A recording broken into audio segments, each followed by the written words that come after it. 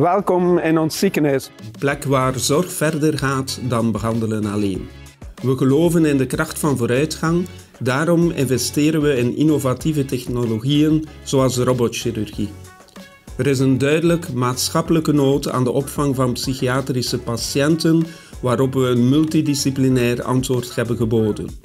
Maar onze maatschappelijke rol groeit verder, met samenwerkingen zoals Trefpunt Zelfhulp en het VOCA-charter Duurzaam Ondernemen.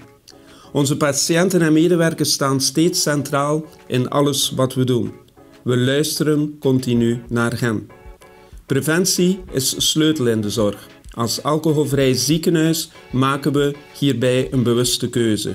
En met initiatieven zoals Pookie maken we de zorg toegankelijk en warm, zelfs voor de allerkleinsten.